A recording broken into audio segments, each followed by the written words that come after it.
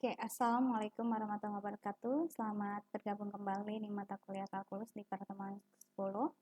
Pada minggu ini kita masih tetap membahas mengenai aplikasi turunan, di mana pada pertemuan sebelumnya kita sudah membahas mengenai nilai minimum, nilai maksimum, kemonotonan, kemudian kecekungan. Nah, kali ini juga kita akan masih membahas tentang kemonotonan dan kecekungan, kemudian nanti ada ekstrem pada selang terbuka.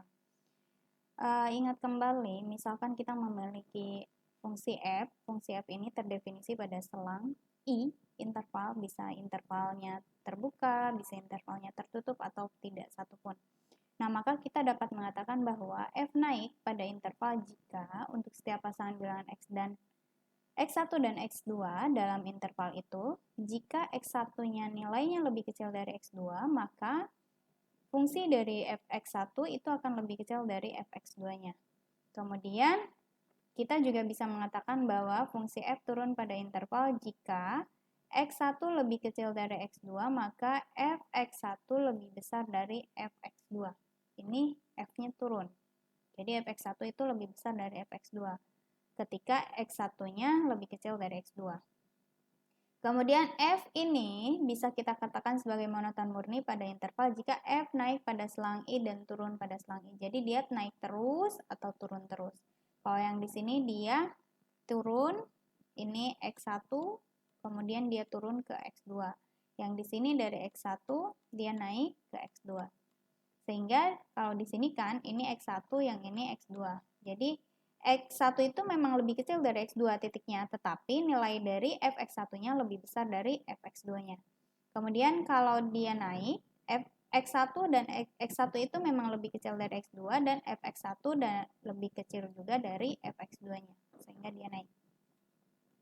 Nah, contoh pertama, carilah ini jika mungkin nilai maksimum dan minimum dari fungsi x pangkat 4 dikurangi dengan 4x pada interval minus tahingga sampai dengan tahingga atau himpunan bilangan real.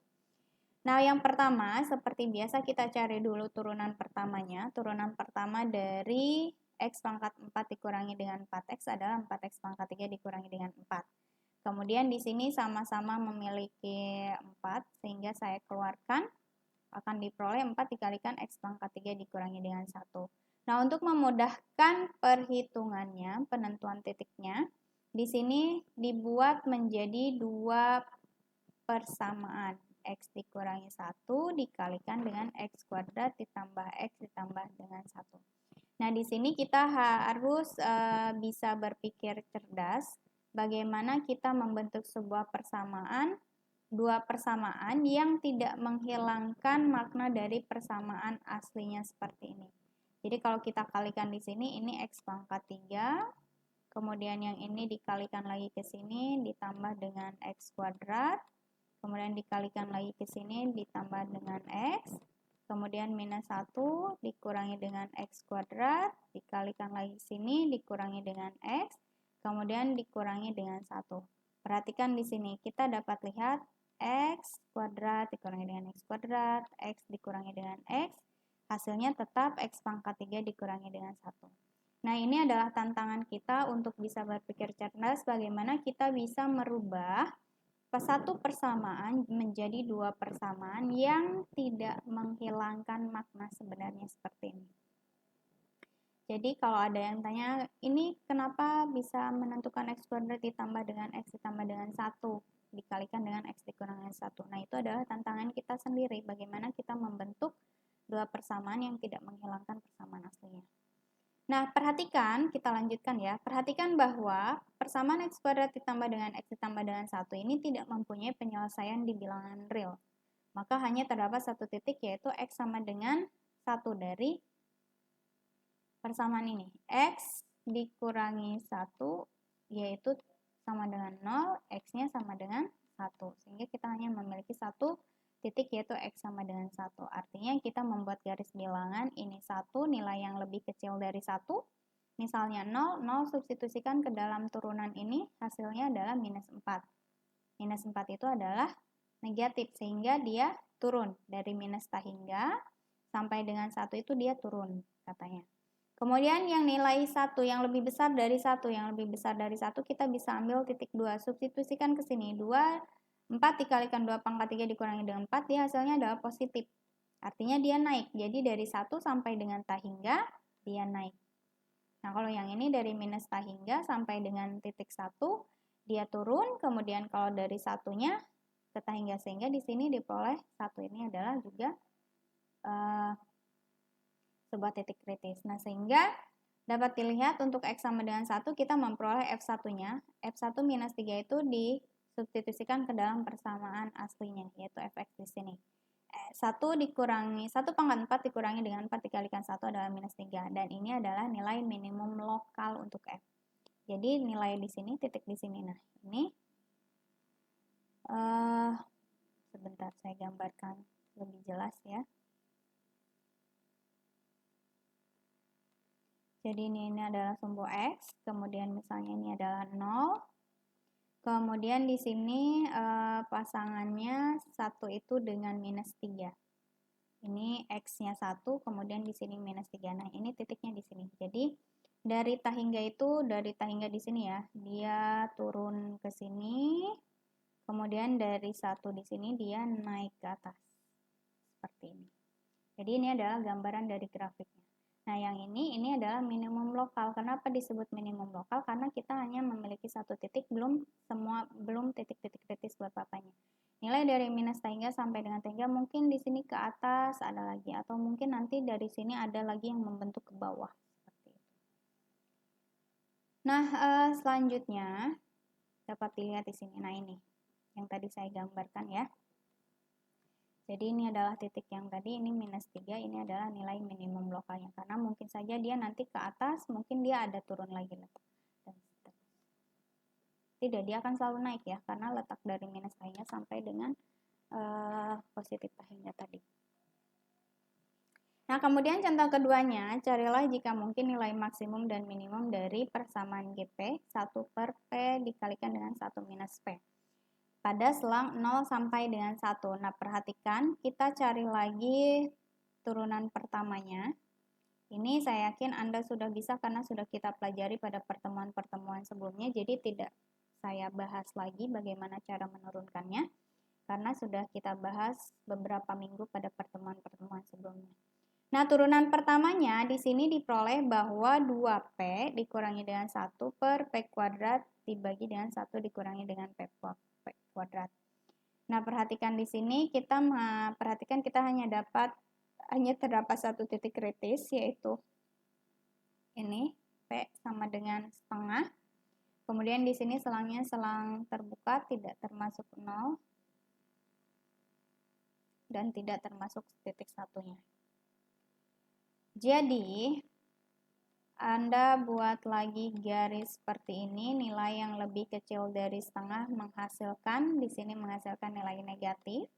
Kemudian yang di sini yang lebih besar dari setengah, dia menghasilkan nilai yang positif. Nah, yang ini. Jadi ketika nilai P-nya lebih kecil dari setengah, nilai dari turunan pertamanya itu negatif. Sehingga dia turun pada selang 0 dari sini ya. 0 sampai dengan setengah. Kemudian untuk P lebih besar dari setengah, nilai turunannya adalah lebih besar dari 0, sehingga dia naik pada selang setengah dari setengah sampai dengan 1. Jadi kan jarak intervalnya ini adalah 0, kemudian setengah, ini adalah 1. Katanya 0 sampai setengah dia turun, setengah sampai dengan 1 dia naik. Kemudian kita cari untuk P sama dengan 1, maka untuk P sama dengan setengah ya, di sini maksudnya. Maka nilai G setengahnya itu adalah 4. Jadi substitusikan ke dalam persamaan ini. Setengah dibagi dengan setengah dikalikan dengan 1 dikurangi dengan setengah. Berarti 1 dibagi dengan setengah dikalikan dengan setengah, yaitu 1 per 4. Ini ya, 1 per setengah. 1 dikurangi setengah. Jadi setengah dikali setengah adalah 1/4. 1 per 1/4 adalah 4. Nah, ini disebut sebagai nilai minimum global untuk G. Paham ya? Nah, ini adalah grafiknya seperti ini. Dari 0 sampai dengan 1 kurvanya seperti ini. Kemudian dia memperoleh nilai 4 di titik setengah 0,5, yaitu di sini.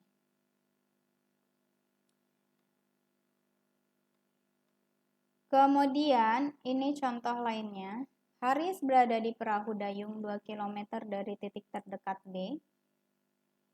Jadi si Haris itu ada di sini. Ini di perahu dayung di sini. Letaknya di sini 2 km. Pada sebuah pantai yang lurus. Melihat asap mengepul dari rumahnya di pantai yang berjarak 6 km.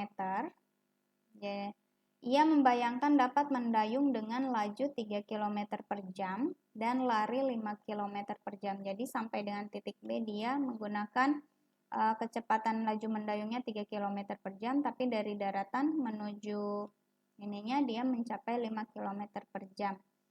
Nah, bagaimana ia harus bertindak agar mencapai rumah secepatnya? Jadi si Haris ini sedang ada di perahu, kemudian dia melihat ke daratan, ternyata di dalam rumahnya itu mengepul asap, sehingga dia jaraknya adalah 6 km dari B, 6 km dari B.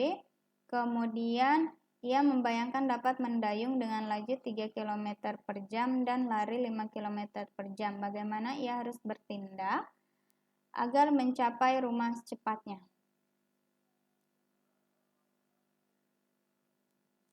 Nah, perhatikan AD. Dari sini ke sini dulu. AD. AD ini adalah akar pangkat 2 dari X kuadrat ditambah dengan 2 kuadrat. Dengan waktu mendayungnya adalah per 3 jam. Yang ini. Per 3. X, akar pangkat 2 dari X kuadrat ditambah dengan 2 pangkat 2 dibagi dengan 3. 3 km. Kemudian DC di sini yaitu 6 dikurangi dengan X dengan waktu untuk menempuhnya dengan lari yaitu 6 dikurangi X per 5. Tadi 5 km waktu menempuhnya.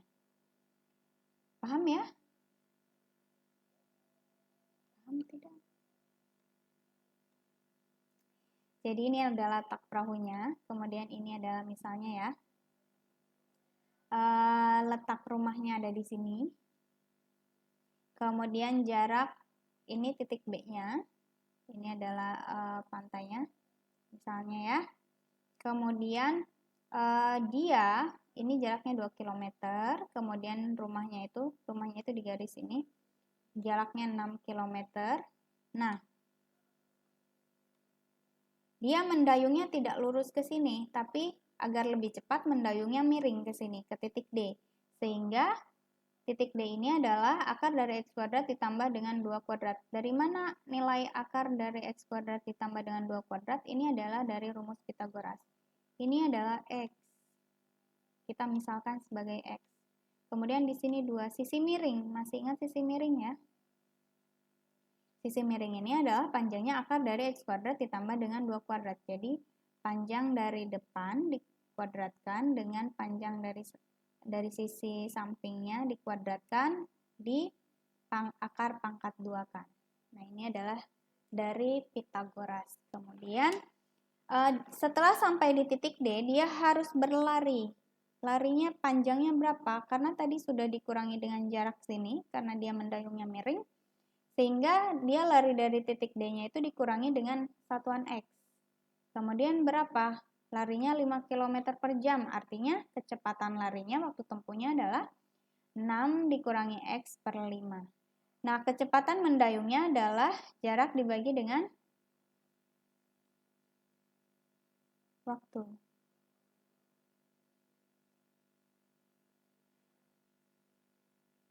Jarak dibagi dengan kecepatan maksud saya. S dibagi dengan V. Di fisika masih ingat ya? Nah, dengan demikian total waktunya adalah ini adalah kecepatan mendayung, yang di sini kecepatan dia berlari. Kita ingin meminimumkan T pada selang 0 sampai dengan 6. Kenapa meminimumkan? Karena mencari waktu tercepatnya. Artinya kita cari turunannya, mencari nilai minimum menggunakan turunan pertama. Turunkan persamaan ini diturunkan, kemudian yang ini juga diturunkan. Sehingga kita memperoleh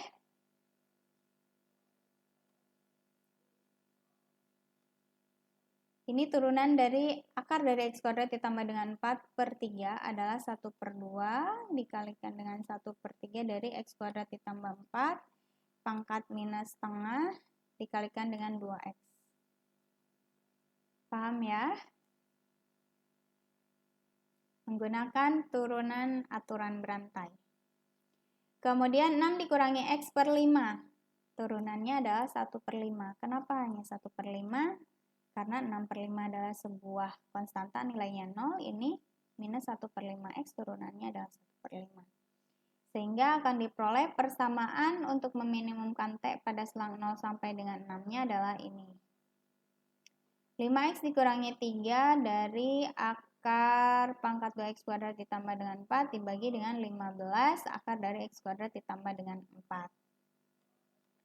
Nah, selanjutnya untuk meminimumkannya turunannya itu kita sama dengan kan 0 untuk memperoleh titik mana yang kritisnya, titik kritisnya. Disama dengan kan 0 sehingga ini kita bisa coret pindah ruas ke sini, artinya kita memperoleh 5X dikurangi dengan 3 dari akar dari X kuadrat ditambah dengan 4 sama dengan 0. Kemudian persamaan ini pindah ruas ke sini. Kemudian kedua ruas ini saya kuadratkan. Ini dikuadratkan masing-masing untuk menghilangkan akar pangkat, baru nanti yang memiliki sumbu X-nya dijadikan 1. Yang ini 9X kuadrat, pindahkan ruasnya 25 dikurangi dengan 9 adalah 16X kuadrat, kemudian 9 dikalikan 4 adalah 36. Sehingga diperoleh X kuadratnya itu adalah 36/16, artinya kita memiliki titik X sama dengan 3/2. Kenapa bukan minus 3/2? Karena jarak itu tidak ada yang negatif.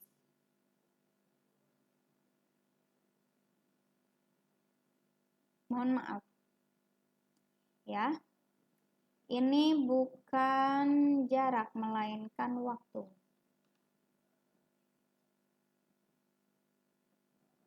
Yang kita carinya adalah waktunya, kemudian titik X-nya adalah titik jaraknya. Paham ya? Jadi kita memperoleh titik kritisnya, ujung selangnya adalah 0 sampai dengan 6. 0 ini adalah 0 di titik awal, kemudian 6 ini adalah di titik akhirnya, yaitu di rumahnya, jaraknya 0 sampai dengan 6. Kemudian 3/2 adalah titik tengah-tengahnya. Kemudian untuk mencari nilai minimumnya, kita substitusikan titik-titik kritis ini ke dalam persamaan waktunya, persamaan waktu yang tadi. Nah, oleh karena minimumnya terjadi pada titik 3/2, maka harus mendayung ke titik 1,5 km dan dari B dan selanjutnya berlari yang akan membutuhkan waktu 1,73 jam. Jadi ketika 0 dia memperoleh waktunya 1,87. Kemudian ketika 1,5 dia memperoleh 1,73. Kemudian ketika 6, jaraknya 6 dia menghasilkan 2,11. Sehingga dia harus mendayung sampai dengan titik 1,5 di sini ya, karena kemudian dia harus berlari dari titik 1,5 ke rumahnya, di mana dia membutuhkan waktunya 1,73 jam dari mendayung dan larinya. Total waktu yang dibutuhkannya adalah 1,73 jam. Paham sampai sini ya? Nah, selanjutnya ada aplikasi turunan di bidang ekonomi. Nah, anggap bahwa sebuah perusahaan ABC menghasilkan dan memasarkan sebuah barang, mungkin berupa televisi, kemudian aki, kendaraan, atau sabun dalam kemasan. Jika perusahaan tersebut menjual X satuan barang tahun ini, akan mampu membebankan harga PX setiap satuan. Pendapatan total yang diharapkan perusahaan dinotasikan sebagai X dikalikan dengan PX, jadi banyaknya barang yang dijual dikalikan dengan harganya. Yang ini adalah pendapatan totalnya. Untuk memproduksi dan memasarkan X satuan, perusahaan yang akan mempunyai biaya total CX yang merupakan jumlah dari biaya tetap. Biaya tetap itu ada keperluan kantor, pajak, kemudian gaji karyawan dan lain-lain ya, operasional kantor dan lain sebagainya. Ditambah dengan biaya tidak tetap yang secara langsung bergantung pada banyaknya satuan yang diproduksi. Konsep dasar untuk sebuah perusahaan adalah total laba, yaitu selisih antara biaya dan pendapatan. Jadi ini adalah pendapatan total dikurangi dengan cost-nya, yaitu biaya. Biaya produksi termasuk biaya tetap dan biaya tidak tetapnya. Kemudian tadi untuk pendapatannya adalah X dikalikan dengan PX, kemudian untuk biayanya kita sebut sebagai persamaan CX atau cost. Nah, andaikan perusahaan mengetahui fungsi biayanya, CX untuk sementara merencanakan memproduksi 200 satuan tahun. 200 satuan produksi tahun ini maksud saya. Direktur utama ingin menetapkan biaya tambahan tiap satuan jika perusahaan memperbesar produksinya sedikit. Misalnya, apakah itu akan kurang dari pendapatan tambahan tiap satuan? Jika demikian, merupakan pertimbangan ekonomi yang baik untuk memperbesar produksinya. Jika fungsi biaya diperlihatkan seperti ini. Jadi ini adalah fungsi biayanya. 2000 ditambah dengan delta X. Direktur utama menanyakan delta cost dibagi dengan delta X pada saat delta X sama dengan 1. Tetapi kita mengharapkan bahwa ini sangat dekat terhadap nilai limit delta X menuju 0, delta cost dari delta cost per delta X pada saat X 2000 ini disebut sebagai biaya marginal. Secara matematika merupakan turunan cost terhadap X-nya, terhadap satuan produksinya, atau turunan C terhadap X-nya biaya terhadap biaya terhadap hasil produksinya. Nah, sehingga harga marginal merupakan turunan dari P terhadap X, kemudian pendapatan marginal adalah turunan dari pendapatan terhadap satuan produksi, hasil produksi, kemudian laba marginal adalah P besar terhadap X-nya, turunannya. Sehingga andaikan di sini ya, CX ini adalah 8.300 ditambah dengan 3,25X ditambah dengan 40 akar pangkat 3X rupiah, cost biaya operasional termasuk biaya tetap dan tidak tetap. Carilah biaya rata-rata tiap satuan dan biaya marginal. Kemudian hitunglah kedua biaya tersebut bila produksinya adalah 1000 satuan atau 1000 produk. Nah, biaya rata-ratanya adalah cost dibagi dengan banyaknya hasil produksi, yaitu 8.300 ditambah dengan 3,25X ditambah dengan 40 akar pangkat 3X dibagi dengan X. Ini adalah biaya rata-rata produksinya atau biaya produksi per produknya. Kemudian biaya marginalnya adalah tadi turunan dari cost terhadap satuan produksinya. Sehingga yang ini harus diturunkan. Ini diturunkan 0, kemudian 3,25X diturunkan adalah 3,25. 40 dari X pangkat sepertiga turunannya adalah 40 per 3X pangkat minus 2 per 3.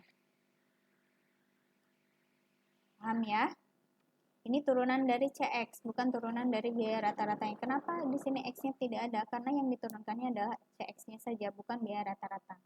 Nah, pada saat X 1000, masing-masing diperoleh bahwa biaya rata-rata tiap tahun adalah, jadi si 1000 ini, substitusikan ke dalam biaya rata-rata, ternyata dia menghasilkan 11,95 rupiah untuk memproduksi 1000 satuan. Jadi biaya rata-rata produksi untuk 1000-nya itu adalah 11,95 biaya rata-rata tiap satuannya.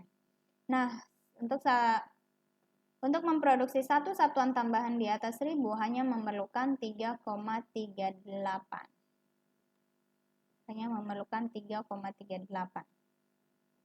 Yang ini substitusikan. Hasilnya adalah biaya marginal 3,38. Paham ya? Nah, selanjutnya contoh lainnya adalah sebuah perusahaan memperkirakan akan dapat menjual 1000 satuan tiap minggu jika menetapkan harga satuan $3. Tetapi penjualan mingguannya akan meningkat 100 satuan dengan tiap penurunan harga sebesar $0,1. Jika X adalah banyaknya satuan yang terjual tiap minggu, di mana X-nya itu lebih besar sama dengan 1000, cari fungsi harga PX, price, kemudian cari banyaknya satuan dan harga yang berpadanan yang akan memaksimumkan pendapatan mingguan. Kemudian cari juga pendapatan mingguan maksimumnya.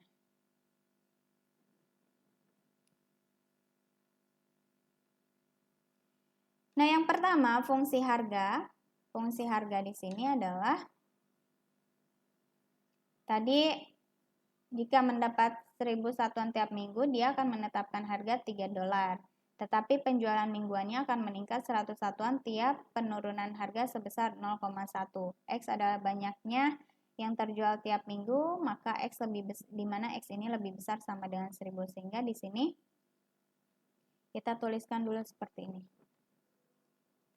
X adalah banyaknya produksi awal tadi 1000, kemudian 3 dikurangi dengan harga persatuan dibagi dengan penurunan harga dengan kali peningkatan setiap minggunya.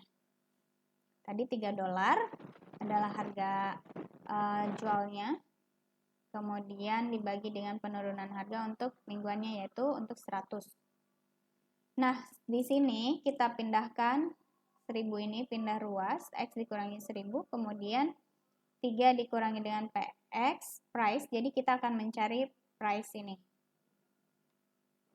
Ini yang kita cari.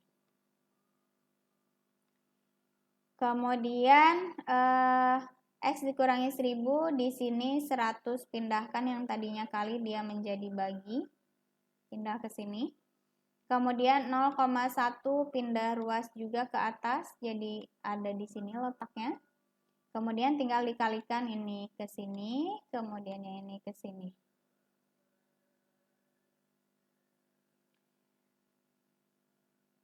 Atau bisa saja tidak perlu dikali atau tetap. Nah, karena kita mencari PX, artinya si 3 ini pindah ruas ke sini.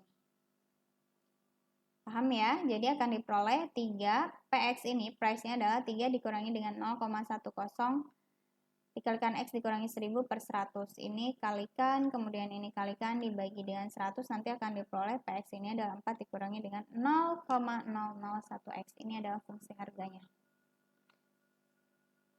Paham ya? Nah, selanjutnya adalah kita harus mencari tadi persoalannya. Banyaknya satuan dan harga yang berpadanan yang akan memaksimumkan pendapatan mingguan. Jadi kita harus mencari pendapatan RX.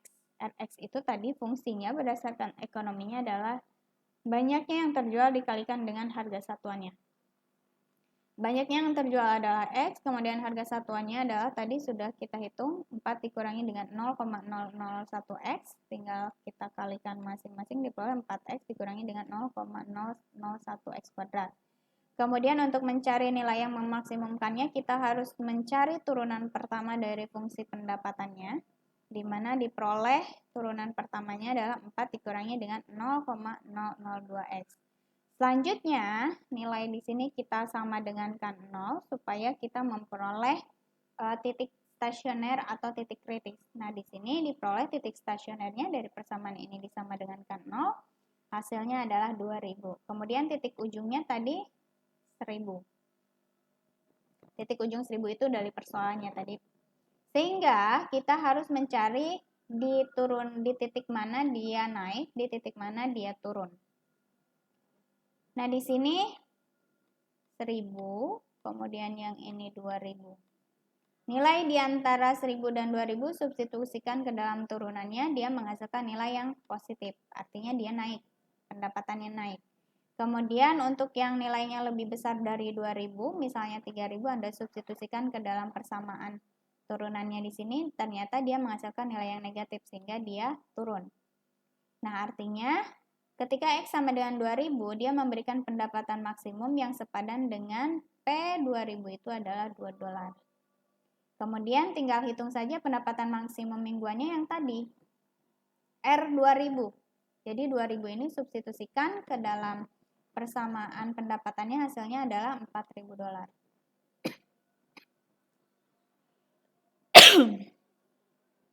Paham ya sampai sini? Nah, itu adalah contoh-contoh penerapan turunan di dalam bidang ekonomi dan juga tadi ada ekstrim di selang terbuka. Kemudian kita juga membahas kembali sedikit tentang kemonotonan dan kecekungan. Nah, untuk selanjutnya kita bahas di video berikutnya.